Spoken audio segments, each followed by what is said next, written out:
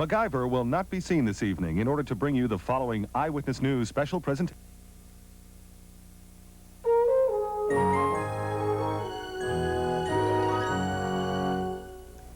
Good evening. I'm Al Sanders. We've named this program simply Jerry Turner. What we want to do in the next hour is remember the man. So many of you joined us yesterday as we said goodbye to Jerry. So much has been said since Thursday night by people from all walks of life about Jerry Turner. So what's left? Well, memories are left, and tonight we want to remember as much as we can about the man we all worked with. So tonight, joining me, Denise Koch, Bob Turk, John Buren, George Bauman, and I, we will talk about some of our favorite moments with Jerry. And some of the tape you've seen, of course, some of it you haven't. And along the way, other members of the Eyewitness News family will also join us. We also want to get some of your favorite memories about Jerry Turner. So we'll be taking a phone call or two as well on this special night devoted to our memories of Jerry. Hey, Jim. You know, we sometimes thought, all of us, that Jerry did his newscasts just to get to the end so he could do the kicker. I think so. Yes. That may be true, I don't know. Well, he was a good journalist, and he could tell a story without making an encyclopedia of it, concisely and accurately. I remember many times I'd cover a story, he was writing it, and I'd try to give him the details, you know, and he said this, and that person is that, and then, you know, and I got it, Daddy, I got it, don't worry about it. Bang, bang, bang, it was out. On the last newscast he did, I had covered some story, and somebody was talking in it, and I was trying to explain to him what they said, you know, and I was getting all involved in it, but I said, probably the best part is at the end, probably. And he said, oh, forget it, Daddy, I'll take care of it. Off he went. Yeah. And it, you know, was accurate. He got it in. That's the way he was. Why did he call you Daddy? We were talking about it the other day.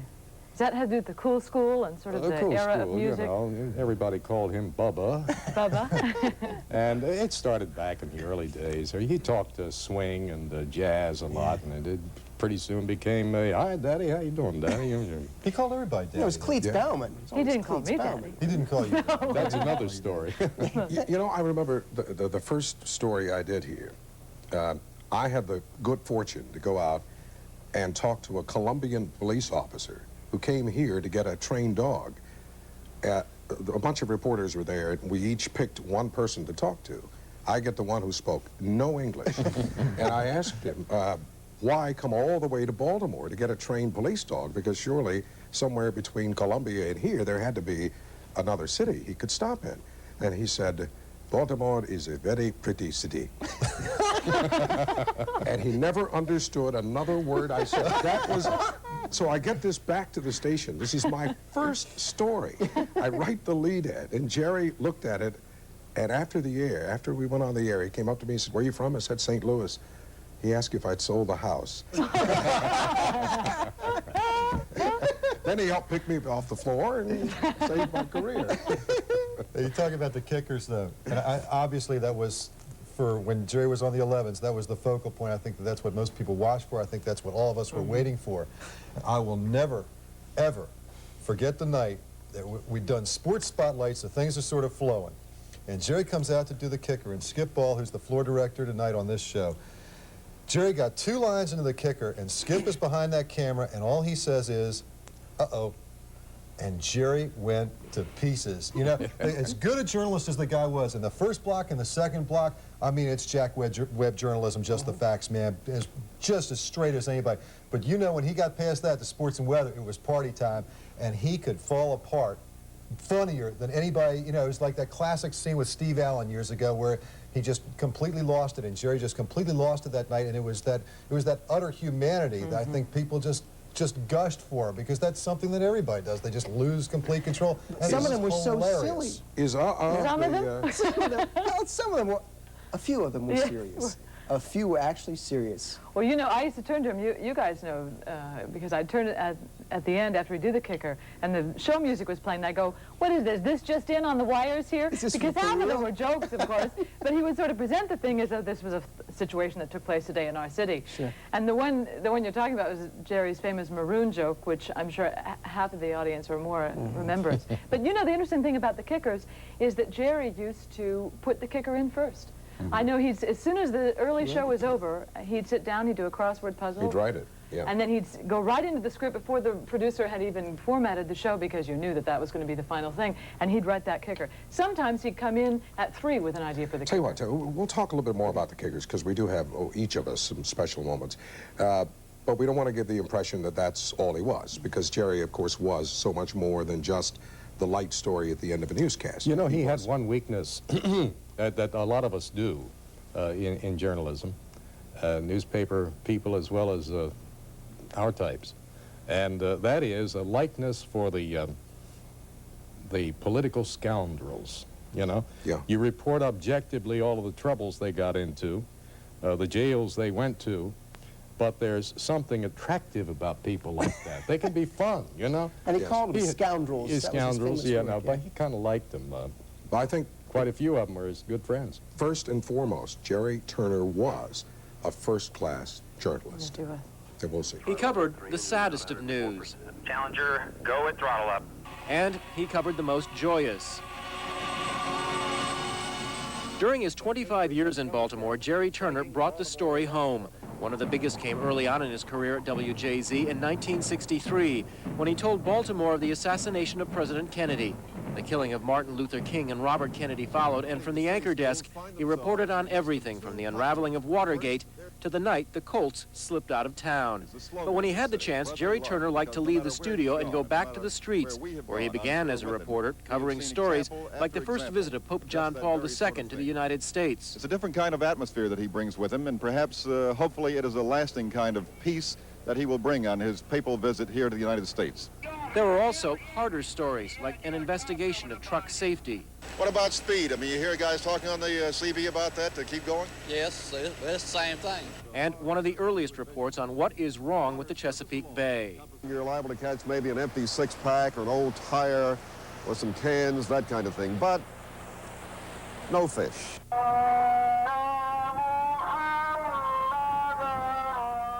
News took Jerry Turner to the Middle East, Germany, England, and much of the U.S.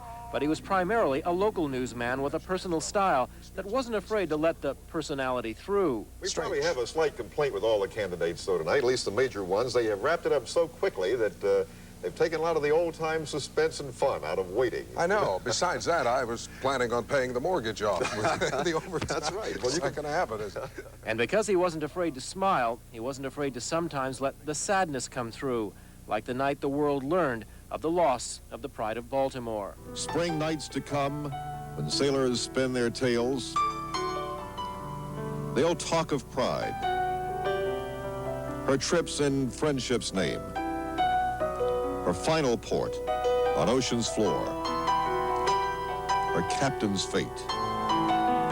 Her crew and how they spent a lifetime, 4 days and 7 hours adrift, to bring us back their story of valor and the sea. Yeah. He was so proud of his ability as a writer, and it really showed when he was able to go out into the field to be a reporter. Which he wanted to do more than he was able to do because we needed him so badly here. But I know he really wanted to a lot. He loved to go out in the field.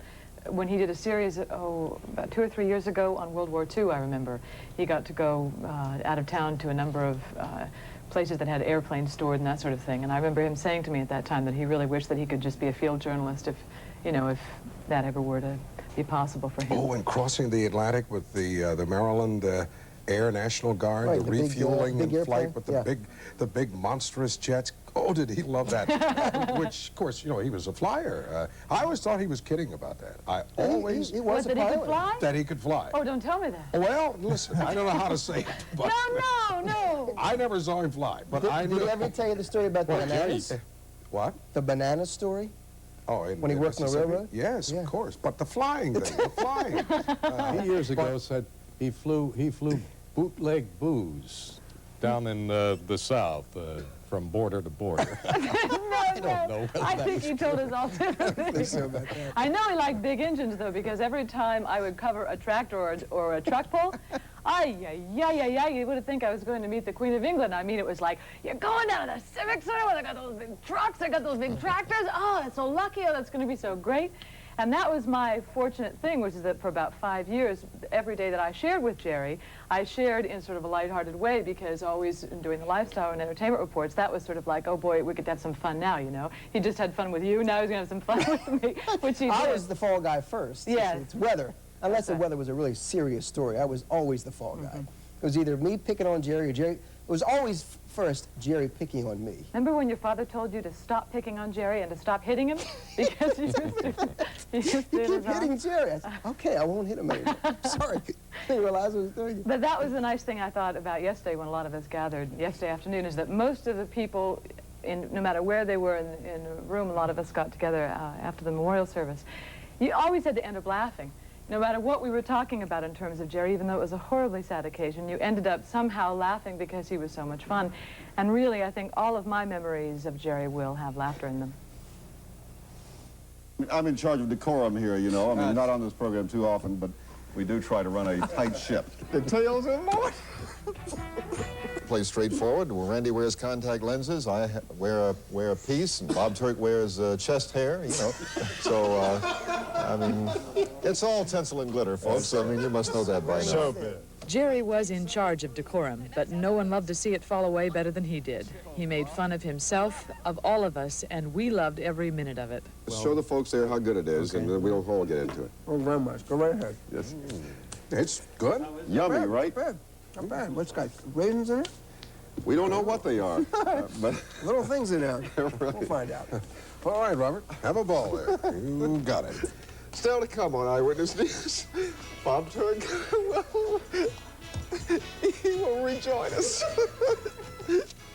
Hopefully, when Eyewitness News returns. Jerry really let go on Eyewitness News recap. He persuaded me to do sports one night.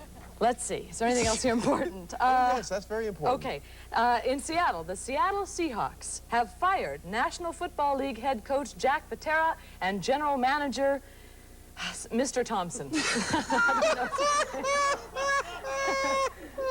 And Mike McCormick moves in as interim coach for the rest of the season. McCormick, a former head coach, you know, Jerry, in Philadelphia and Baltimore, will return to his post as director of football operations next season. I think that's all we have to say. Is that a judgment? No, it's not a judgment. Oh, I thought it was okay. terrific. And I don't know why you couldn't get Thompson's first name when you got Joaquin Andujar. It was delightfully infectious. Jerry laughed, and we all laughed. Once upon a time, there were 8 puppies left out in the cold to die, but along came a prince. A prince of a police officer, that is, and tonight, because of his efforts, 8 puppies will live happily ever after. Tonight, 4 of the little fur balls have homes. Oh, my, let's just forget it. They're all happy, and they're doing much better than I am right now. I will need a home to be adopted to soon. Well, you can see we're overjoyed that the Yes. little fur balls have homes.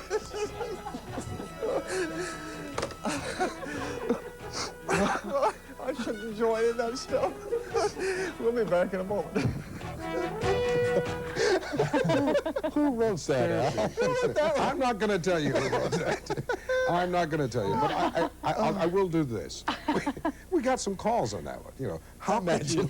What's funny about a police officer adopting dogs? Well, it was the way it was written. You know, a prince came along, and he sort of lost it there. I was Sort of. Sort of long. That's what I was talking about, though, is that just break it up. And so many anchor people will look at that and say, oh, don't ever do that. You know, you're not supposed to do that. You're supposed to be serious, and you got to have dignity and all that. Well, Jerry had seriousness and dignity, but it was in the right place, and he also had the freedom and the confidence to say, hey, this is funnier than I can stand, and I got to take a minute and just recover from this. But his And laugh it was so wonderful. infectious. Oh, my gosh. Once he started, Try watching that and Yeah. not smile. No, you It's can't. impossible. Or if our stage manager would start laughing about something, he would get us going, and it was over. Just couldn't catch your breath. That's why it's important tonight, and that's what this hour is all about. And we'll come back in just a moment to continue. Finally, Jessie Bowling. Now, you may remember her. Jessie received her high school diploma yesterday. She did not graduate when she was supposed to because she refused to read some assigned poetry in 1920. A lot of us can sympathize with that. The school, however, now figures she should have a diploma. Mrs. Bowling, now 85 years old, said she refused to read the poetry of Geoffrey Chaucer, so they wouldn't let her graduate. As she put it today, that was the driest junk I ever saw. Good night, everybody.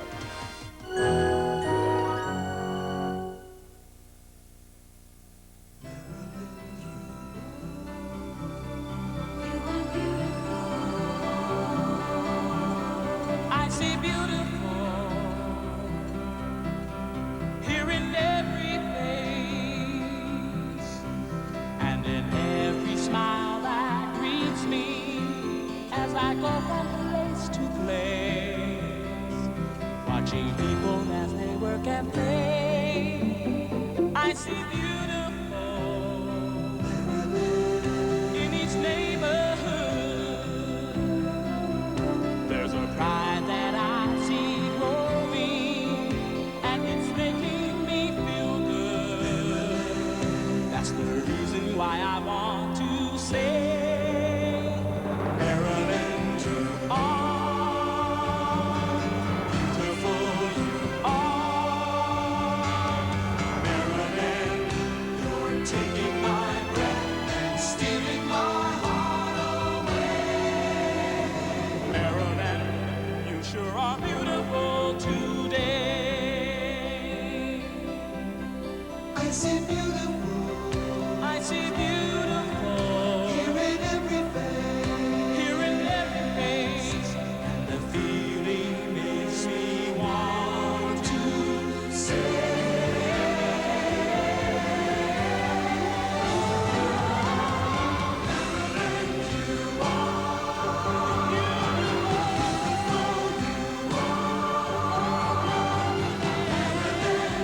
You're taking my breath and stealing my heart away.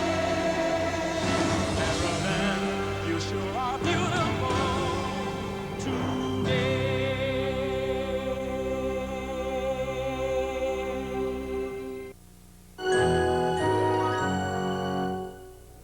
Welcome back to our special tribute to Jerry Turner. Joining us now, our friend and colleague, Michael Olesker. Michael, welcome. Thanks for having me. You know, we've been talking about funny memories and funny things. I was looking through some of the tapes, and I remember one night, it was late. Lou Tilley was doing sports then. It was about 3 or 4 years ago, I guess it was, something like that. And he was doing a live shot. After Monday Night Football. After Monday Night Football. Watch what happened. Watch this. Okay, Just say Biff, goodbye. Biff can hear us, but we can't hear him. Well, do you know what happened at the Civic Center tonight? I do. Well, the blast won tonight over the St. Louis Steamers 5-4. Lou, punch up your fingers. If you can hear me, show me how many fingers, how many scores the Blast had. He can hear us! Blast had 5. And the Steamers. And the Steamers had 3. 3. Oh, I thought it was All around 4, right? Okay, you're doing a wonderful job so far, Lou. How did the Orioles do tonight? Okay. Now, what did the Orioles do tonight, Lou? How many runs did they have? The Orioles didn't play tonight. I see. They're sound asleep in Detroit, getting ready for the big game tomorrow with the Detroit Tigers. I see.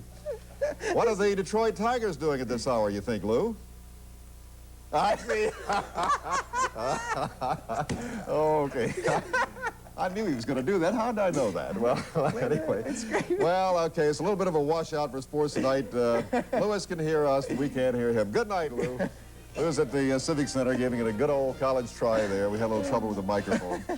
But anyway, the Blast won. That's good news. We'll see you tomorrow morning. Good night, everybody. Instant panic anywhere else, I guess, right? What do Any you... other anchor person would have gone, Right. I guess I'll just read the scores. But Jerry just turned it into gold, just like that. Of course, that was late. That was about 1 o'clock in the morning. Yes, They we all wouldn't get a have little any relaxed time. after Monday. But you're right. Yeah, but this is a guy who went through life having a good time. Yeah. You know, he really enjoyed himself, whether it was sports or anything. And you know, I remember saying to him, you must have had people come up to you and tell you run for office. and he said, yeah, he had some big money people come to him one time, and they sat him down in a room, and they said, look, we're going to get you into office, and then we're gonna put this guy into this position if you're comfortable with that, and then we're gonna put this guy into this position if you're comfortable with that, and we'll put this guy in this position if you're comfortable with that. And finally, Jerry said, he just looked at me and he said, Daddy, I'm not comfortable with any of this. And he got up and walked out of the room. Well, he thought seriously about it once. I remember he came to me and he said, what do you think about politics, Daddy? I said, well, you know, what about it? Well, I'm thinking about something. How would you feel about being a lieutenant governor? And I said, why lieutenant governor, for Pete's sake? Who's the governor? Guess who was going to be the governor? Right. I mean, he always attracted the all-time losers in politics. For some reason, they were attracted to him. People who couldn't win. If they could buy the election, they couldn't win. And they would keep calling Jerry like an old buddy and an old pal, and he'd be kind to him and talk back to him and give him encouragement and all that kind of stuff. But they were attracted to Jerry. He did that with a lot of names, but I won't. ex-TV people, too. A lot of people who worked here at one time and have stumbled on hard times used to call him all the time, no matter how busy. Sometimes it'd be like 5:30 or 10:30, just really close to deadline, and somebody would call with a problem from someplace in this country and had been fired again, and he would sit and talk to them and see if he could come up with a job in mind for them, and he had always had time for people. Well, we said we had... I'm sorry. We said we had people, you know, out at home tonight who had memories, too, of Jerry Turner. So why don't we go to phone line right now. Caller, you're on the air. Can we have your comments, please? Yes. There we are. Hello? Yes, hi. My name is Vicki D. I'm a Baltimore entertainer. How are you? Hi. My name is... Well, at this point, I guess I get the point. Maybe And we should... I just called. I just called to reflect upon Jerry's sense of humor. One evening at the Baltimore Hilton, we were performing, and Jerry came over with his lovely wife and another couple that were eating dinner with Jerry, and they came over and expressed to us, as the band was taking a break, that he was more than just a news commentator, that he was also a musician.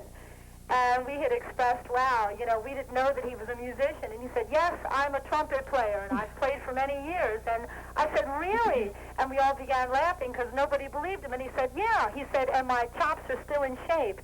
And at that point, he planted a kiss right on my lips, and it was hilarious because I just, right in front of his wife, it was like, oh my goodness. We all began to laugh. And then we invited him in and said, come on in, Jerry, and play a little bit on the piano. And at that point, everybody in the place recognized who he was, and he sat down and played a little bit on the keyboards. And we just had a wonderful time that evening. Wonderful. I mean, he was just so warm and so kind and just absolutely was overwhelming. Thank you very much, Vic. It's interesting. He used to always say, lost the lip, Daddy. I know, I was going to say. Found the lip that night, didn't he? But recently, yes, he did. Recently, I know he went to Atlanta for a reunion with some guys that he played with in his college band. Whoopi John Wilfart? No, not Whoopi John. Whoopi John. Oh, yes. He was embarrassed by that. No, but you know, his school, University of Mississippi, the Southern Mississippi campus, they got together and recorded. And he brought a tape in. I heard a little bit of it. Oh, I'd love to hear that. Oh, And he played on the tape? He played on the tape. I wish I could have heard that, yeah. Well, I once brought a trumpet in because we were doing some crazy thing on New Year's, and somebody gave me a trumpet. I don't know why. And I brought it in, and I could not persuade him. I could not. Well, he was a good pianist. You know, he used to play it a little bit around here, but, you know, unless you practice every night, he hadn't played it for years. He had high standards in music, too, because I, you know, covered a lot of music events, and a lot of very famous people came to town, and he would always be extremely gracious on the air, no matter who we were covering, but he'd sort of give me, his personal opinions on the side, and he's got high There was only one entertainer that really upset him, I think, and that was Helen Reddy. Helen Reddy? Yeah. He went backstage to interview her. It had all been arranged, and she just, like, didn't have the time, you know. And he couldn't understand that. And it was like the story of the baseball players coming out of the Cross Keys Hotel one day, and a couple of young boys standing around wanting autographs. And one of the big players came by the boys, and they asked for the autograph. Remember that? And he said some obscenity to him and walked right away. And Jerry came in and shook his head for all night. He couldn't understand that. He was really upset about that. Yeah. Well, it is hard to understand. Yes. I like the viewer's comment because it talked about Jerry just introducing himself to people. He was very comfortable with people. And Paul Gluck, who used to direct here, told me the story. You know, he said Jerry wasn't like the Pope walking through the masses. He was just Jerry bopping. And that's what Jerry did. He bopped. Yes, and he did. was very, very comfortable with people. You should have seen the night that we walked into the Giant store at the Rotunda, because it was this summer. It was just about 3 months ago, and we all decided we'd have a salad.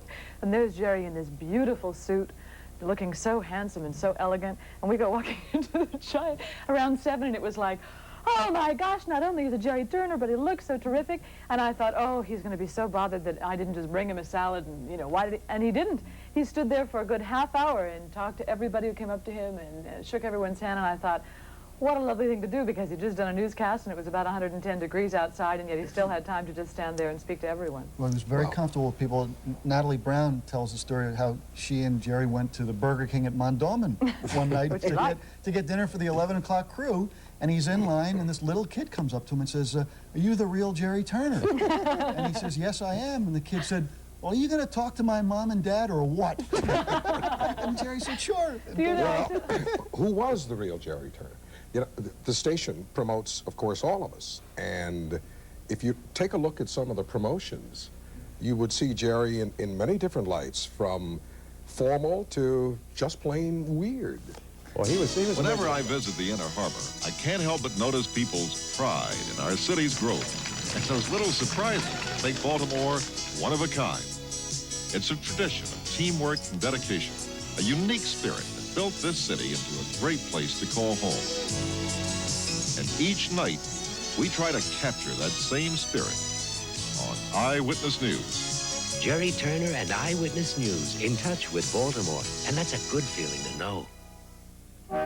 20 years ago, the spirit of Eyewitness News was born when an unknown but dedicated reporter named Jerry Turner came to Channel 13. Right from the very beginning, people sensed that he had something special to offer. Ooh, French fries. Thanks, Jerry. The years passed, and slowly but surely, more and more people came to rely on him. Oh, French fries. Fries? All right. These are pretty good, Jerry. Hey, thank you. And as his responsibilities grew, French fries. Hey, Al, French fries. so did the Eyewitness News team. Thanks, Jerry. Until today, there's little doubt as to why Jerry Turner is the most popular anchorman in Baltimore. French fries.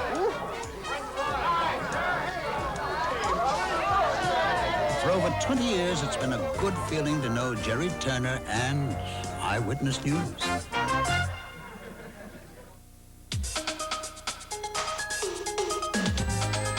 but everything's changing. You know, you blink your eyes and it's different. So I just try not to blink my eyes. It's new.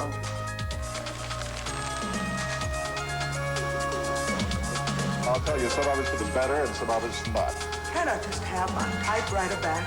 I'm a salesman. You're a salesman. Pipe fitter. It'll be all right. You know, we'll handle it. We always have. Jerry Turner, Eyewitness News. At least 6 to 9 Hey, Jerry. Al, enjoying the crabs? Oh, sure. It's our favorite pastime. And I can say the same for Eyewitness News. It's what people like. That's it. People. That's what Eyewitness News is all about. You know, never forgetting your problems. What's important to folks like you and me. And you guys in Eyewitness News make all the difference. It's remarkable how you're so much in touch. Excuse me. You ought to grab my napkin. You ought to grab my crab. My crab. Oh. You didn't see that one too much. Let me tell you, by that take, which was like number 99, those crabs were starting to stink something fierce. Those lights. Oh, yes, yes, yes. We will be back in just a moment to continue this night of tribute to Jerry Turner. I thank Junior Achievement for this award tonight. In my case, of advancing years is more like senior achievement, but I'll take it. And it's good to be in the Hall of Fame, somebody's Hall of Fame. Frankly, I had always hoped for baseball, but if this is what it's going to be, that's fine too.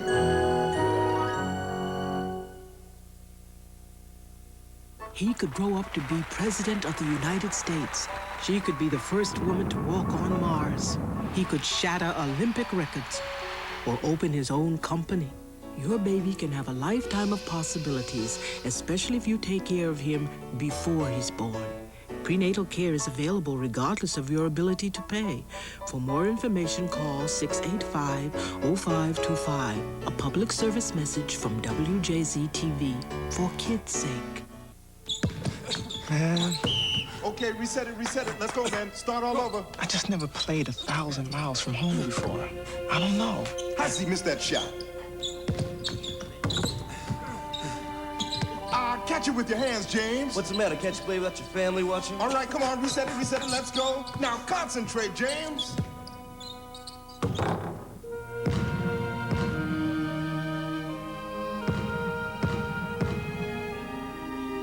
Hey, James, where'd you learn how to shoot like that?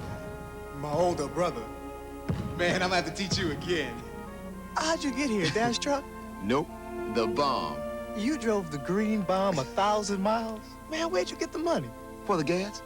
No, the oil. Ma sent you something. One cookie. Ma sent one cookie. It's a long drive. From the Church of Jesus Christ of Latter-day Saints. 20 years ago, tourists didn't come to Baltimore. They went around us, under us, over us, but they didn't stop to visit. Now, millions of people visit Baltimore each year, strolling our waterfront, sampling our foods, visiting our attractions, staying in our hotels, meeting our people. Tourism creates jobs, puts money into our economy, encourages building and renovation. The next time you meet a visitor, give them a friendly smile and tell them why you're proud to be a Baltimorean.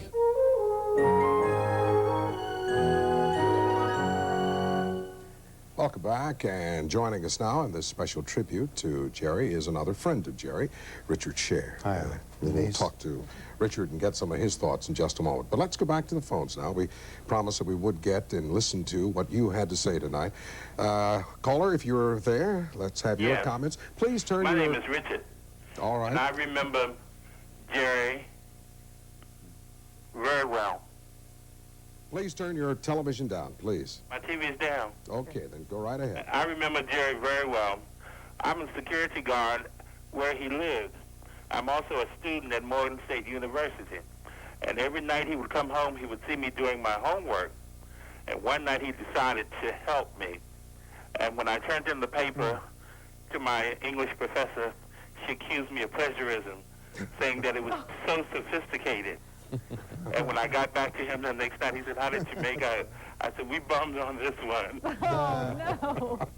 Thank you, caller. Well, he should have started with me, then what you make okay. You're right. You know, he did help everybody. I mean, as Denise mentioned in the last segment, Jerry had time for everybody, and none of us really realized how much time he had for all of us until now, because we never really talked about it, because we took Jerry for granted, that if we needed him for something, he would always be there. And I just wanted to say how much he meant to me. I mean, he was responsible for getting me on television. He auditioned with me, he called me and told me to come down here. And when we first started, when People Are Talking started going opposite Oprah, we didn't do very well, as you know. I mean, she hammered us. And one day from Ocean City, right after the ratings had come out, Jerry called me from Ocean City, and he said, "Rich, I wanted you to know your show was great today." He said, "I watch you every day, and don't let this get you down, because you're going to bounce back, and don't let Oprah go to your head. Don't worry about it." And I really appreciated that, and I just wanted to say that because I haven't had a chance to. Yeah. Well, we all have those memories. would love to turn in. I think, in fact, you mentioned in a piece, George, that you never minded too much when he would work on the lead that you had written to your story. He was a better writer, you know. I never complained. Yeah. No, neither did I, because he did have a gift when it came to writing. He would take what would seem to be, and I don't know if I can even phrase it correctly, but it would seem to be the most complex of stories. And then it would become so simple, so That's easy. right. Just the right combination of words. Yeah, like I it said, could be easy. not an encyclopedia. Particularly stories. those financial stories that none of us understands. Well, he could make something even that understandable. You were talking about your walk, your trip to the Giant for the salad and how everybody stopped. One night, many years ago, when Coach George Mills allowed me to play on the softball team before he... You played on the softball? Yeah, that was before, he's behind camera one, that's before he threw me off. But in any case, we invited Jerry, who fancied himself as a terrific baseball player, to stop in. It was a charity game, and he didn't have much time between newscasts, but he came to this particular game. It was at St. Mary's Seminary up on Roland Avenue. Came in one of those beautiful suits that he always wore, just like the one he wore to the Giant to the salad bar. And he came up and everybody clapped, and he took off his coat in the suit and his expensive shoes, you know, stood up, hit a double, ran to second base, put in a pinch runner, came off, did this to the crowd, as he always did, put on his coat, and left. Yeah. You speak of clothes. Back in the early days, Jerry had an affinity for what is called white on white. Cotton shirt with silk threads running through it. We had a program manager then who was a real martinet. A Prussian general is the way he ran it. He called Jerry upstairs one day and he said, let's talk to him. Jerry came down. He said, you know what he said to me? And I said, what? This is all he said to me. He said, no more white on white. And Jerry said, I'm not going to take that. I'll wear what I want to wear. Jerry never wore white on white again. Never. Yeah. Well, we've learned, I guess, tonight a lot about Jerry that some didn't know, and we've heard some old things too. And in a sense, we can now put it all together as we take a look back at the life of Jerry Turner. I was going to be a musician. That's what I always wanted to be, or a doctor, I guess. It is hard to imagine what things would have been like in Baltimore if Jerry Turner hadn't decided to be a TV news anchor. Good evening, everybody. Tonight, Mayor Schaefer is drying off from a swim he did not expect to take. He often joked about getting out of the business, but television would be his life. I've often thought about getting out of it, but I don't know. I could go into show business, and know I do one-liners. Oh, do you? I do one-liners real good. It was August 1962 when Jerry came to WJZ. People who grew up here say they remember the news of 2 decades from that assured and distinctive voice. A spokesman for the Baltimore Steamship Trade Association, James Fortune, says his group has come to terms with the striking Baltimore longshoremen. I'll follow whatever advice my attorney has for me. I just hate to go to the trouble of moving when the final issue is not settled. A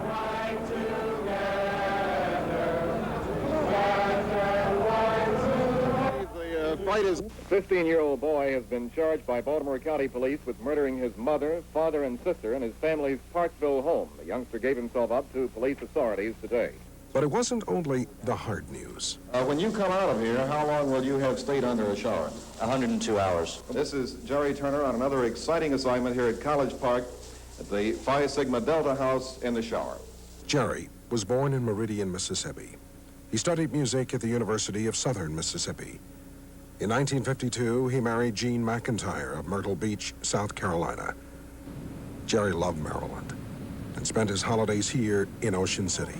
I like to cook. I very seldom cook down here. I mean, I cook at home sometimes, so when we come down here, we go out. As much as Jerry loved Maryland, Maryland loved Jerry. On his 25th anniversary at WJZ, fans and friends turned out to say thank you. And we've been through some very perilous times in 1964 and 1968, as you know. We covered them, at least I did, and those led to better times for all the people of Baltimore. It's a long way from Meridian, Mississippi to the top of TV Hill. But the only way to get there now is Jerry Turner Way. Yeah, we've been talking all night long, and we'll always talk about Jerry with his wonderful sense of humor and his wonderful wit and his wonderful playfulness with people. But I remember just about 2 months ago, he had come back from some treatment and was coming into the newsroom to do the show, and for the first time I had seen, really looked just a little glum, just a little serious. So I went over and was joking with him, you know, and sort of going, hey, how you doing, Bubba? And he said, well, I'm not doing too well. And it took me back, because I had never in all that year heard him ever say to me anything that was not up, I'm fine, I'm great, I'm great. And I sort of did back to him what he had so many times done for me and tried to cheer him up a little bit. And he turned to me and he said, don't kid a kidder. Yeah. I'm not doing well. And that was the first time I ever believed, really believed, that Jerry was not doing well. Up until then, he'd convinced me. We'll come back in just a moment to continue. And finally tonight, just a few moments to pass along the best wishes of the Eyewitness News team to all of you. It has been a pleasure for us to bring you these programs each night, and every member of our team hopes that 1987 will bring the best to all of you as 1986 has done for us. Happy New Year, everybody, and good night. I really don't know what to say. You're the first in this family to get into college. And we're so proud of you. I can't go, can I? Your mother and I have been over this 1,000,000 times. Her work, my extra job. We just can't afford to send you. We didn't mean to let you down. I understand. Maybe next year. Maybe. We cannot continue to deny bright, hard-working students the opportunity of going to college simply because they lack the funds. Please, support the United Negro College Fund and help keep tuition costs down and the dream alive. Jimmy? Yeah? What is help? The United Negro College Fund. A mind is a terrible thing to waste. Some babies develop quickly, others a little more slowly. Slow development may suggest a learning disability or mental retardation, yet with early detection, the effects of these conditions can be lessened or even overcome. The Association for Retarded Citizens publishes a free checklist that can help you gauge your child's development. For your copy, call the ARC. We can help you tell if your child's ahead or a little behind.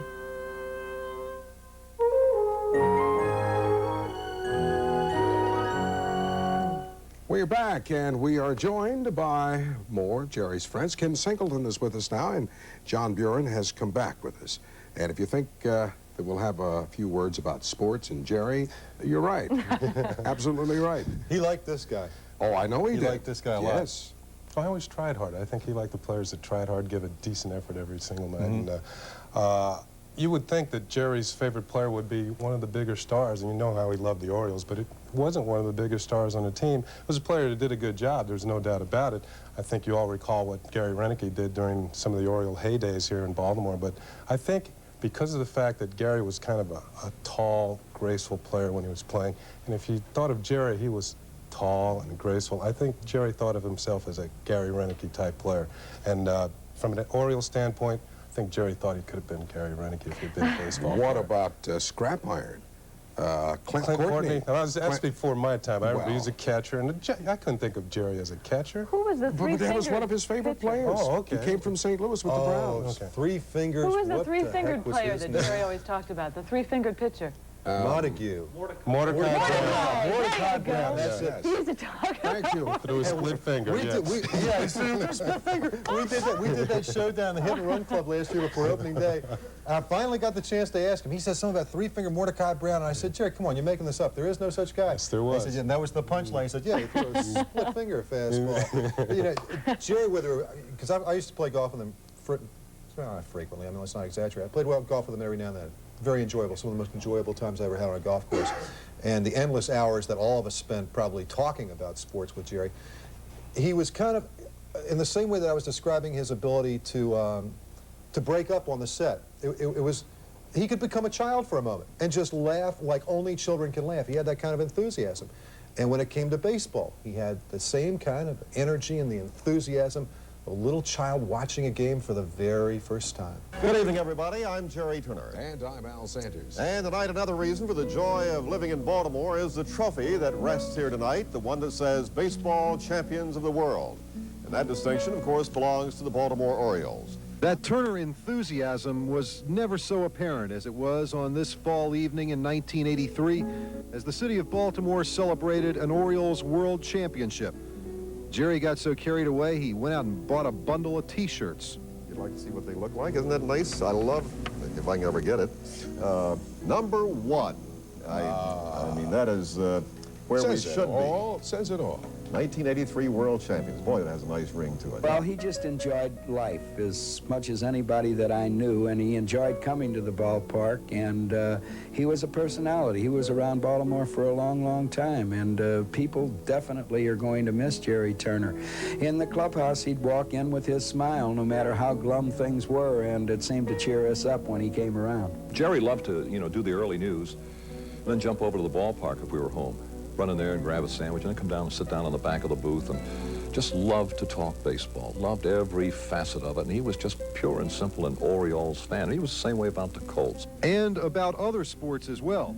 During the summer months, it was difficult to get Jerry off of the golf course, and along the way, Jerry even managed to cover a young heavyweight boxer, then known as Cassius Clay. Have you heard from Sonny since you fought him last? Well, all I heard about Sonny Liston, he got in a lot of trouble out there in Denver, Colorado. He was caught with a pistol in his car, speeding, and all of that was my fault. How's that? Sonny Liston was driving on the highway one day. He wasn't bothering nobody. He wasn't bothering nobody. Somebody saw him and recognized him, and they said, "Hey!" And he thought they said, "Clay!" It was with the O's, though, that Jerry was most at home. The ball club gave him his own uniform. Most of the players got to know him personally, and when one of those former Oriole players joined the Eyewitness sports team, he was immediately impressed by the big league attitude Jerry brought to his job. I think I'd never seen him in a grumpy mood when I came in here. And I think that's what I'll miss. He did his job, I think, as well as anybody I've ever seen on local news programs. And believe me, I've lived in a lot of places and traveled a lot of places. And again, he made the news enjoyable. It just wasn't the news. It was something that you could sit down, learn something from, and really enjoy it. Jerry liked that man. Yeah, it did. Earl made a lot of us happy, made Jerry happy a lot of nights. It seemed like I mentioned the other day that I felt that Jerry sometimes couldn't wait to get through the newscast, so he'd get to the sports, especially when he knew the home team had won, whether it be the Blast or the Orioles or whoever won. Jerry was glad to bring the happy news to the people out there that their team had come through that night. I got to tell you one Jerry Goff story, which I think was indicative of the grace of the man at the same time as indicating his humor. I was playing golf with Jerry one time, and one of the people in our foursome was not very good. It wasn't me, don't blame me. I'm saying that as gracefully as I can. Right. And Jerry, of course, would never say anything to run anybody down or to make them feel bad, but this guy was so bad. So Jerry and I are sitting there watching him putt, and he's got like about a 12-foot putt for triple bogey or whatever it was. And so we're sitting there watching him putt. The 12-foot putt, he leaves it 3 feet short. And Jerry wouldn't say anything to the guy, but he says to me out the side of his mouth, he says, "You know, it's funny, most people would have gone for it from there." I dissolved. Now the guy thinks I'm laughing. Yeah, that was his way, his wit and his grace. Do you remember the night that Jerry and I were co-anchoring together, about 6, 7 months ago, and we were leading into sports, and of course Jerry loved the fact that I did not know a whole lot about sports, and he just loved to get to the sports section so that he could see how much I didn't know. And he leaned to me before the sportscast, if you can imagine, and said, "Now, Denise, what's coming up now is that there's this team playing this team, and these, of course, are teams in different sports, and they're about to play at this arena, which, of course, doesn't exist, and that's what the big sports news is." So I sort of go, "Oh, okay." So we come out to the set, and he looks at me, and he goes, "Well, Denise?" And I said, "Oh, well, this team's going to play this team in this arena," at which point you sort of looked at me like I was crazy, and Jerry fell on the floor and dissolved. You know why you got to kick it out? Well, Denise, that's the key. All right. Because there was to throw everything into chaos because he knew he could pull it out. That's right. The guy was the best in chachaotic situations I've ever seen. Well, times have changed now. Denise is, just learning on got it sports. down. Oh, right. Encyclopedia, this lady. Yeah, but if you say, "Well, Denise." That's right. Into the sportscast. Before we go any further, I want to thank Bob Bob Turk for having us into his house tonight to do this. Didn't he do a great job? Beautiful. This goes back to Turk's house. He wishes. We have to bring some firewood, though. Well, I tell you what, we'll sort of come back in a few minutes to kind of wrap up this hour of tribute to Jerry, so please come back with us. Finally, you may remember the old song, Don't Sit Under the Apple Tree. Now there's a new version. Don't sit under the bunya bunya tree. What? It's a 90-foot bomb-dropping tree imported from Australia. It's been replanted near a parking lot in Santa Rosa, California. For the past 3 weeks, the bunya bunya tree has been dropping its fruit. Each bunya bunya weighs 16 pounds. Oh, my. So far, it has wiped out 3 cars, put a bunya bunya lump on the head of 2 motorists, and they would dig it up, but they have to wait for it first to run out of bunya bunya. That's right. Yeah. Good night, everybody.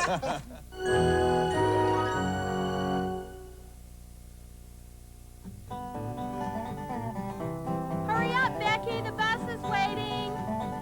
Are you still looking at those braces? Eddie, there's the bus. And don't forget your glasses.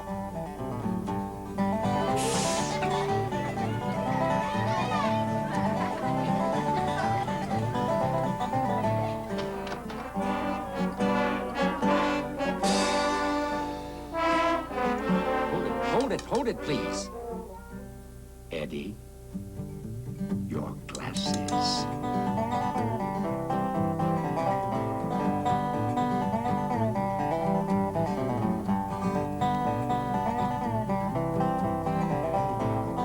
It's not who you aren't, it's who you are. And being yourself is being great. From the Church of Jesus Christ of Latter-day Saints. When Alzheimer's disease strikes, it isn't just the victim who suffers profoundly. Alzheimer's is devastating to every generation of the family. America's 4th leading fatal disease among adults slowly erodes the memory, the mind, and the body. Over the course of painful years, it saps the physical, financial, and emotional strength of everyone it touches. Grandpa doesn't even know me anymore. One organization is leading the way in easing the burden on families and in finding the cure. Alzheimer's Disease and Related Disorders Association is at the forefront of dramatic advances in the battle against this tragic disease. If you need information or help, or if you want to help, call your local chapter or 1-800-621-0379.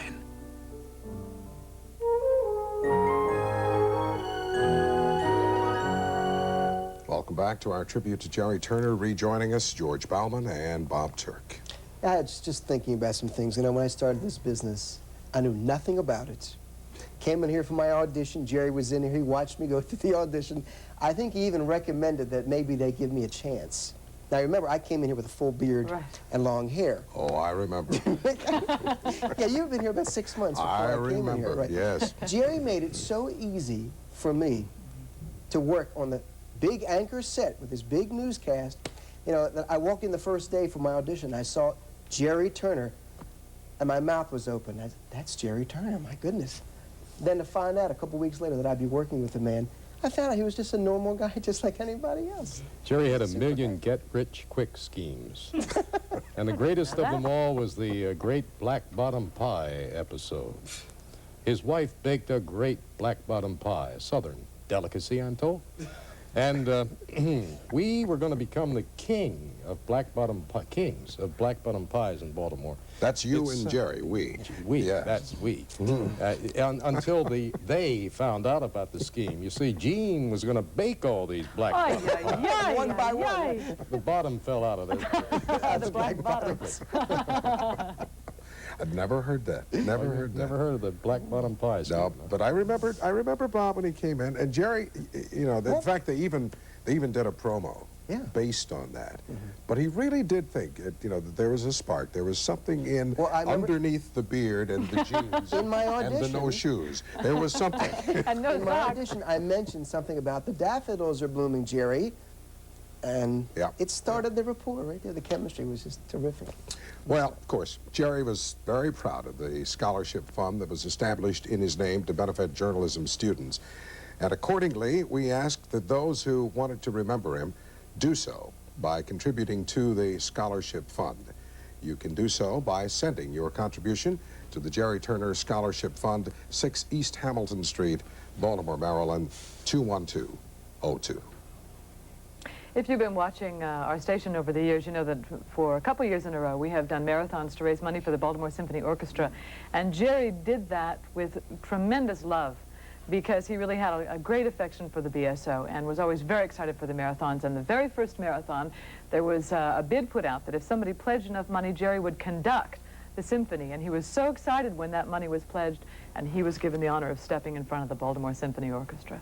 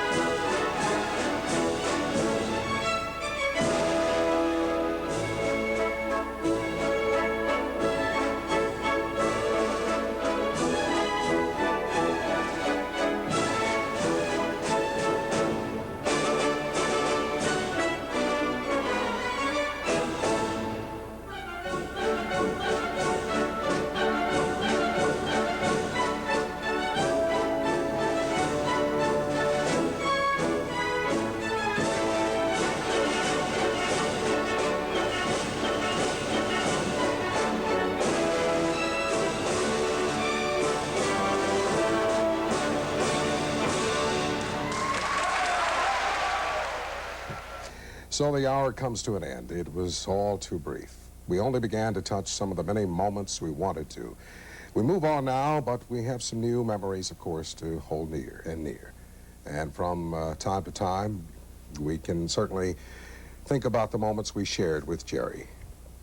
So for the entire Eyewitness News team, I'm Al Sanders. Good night.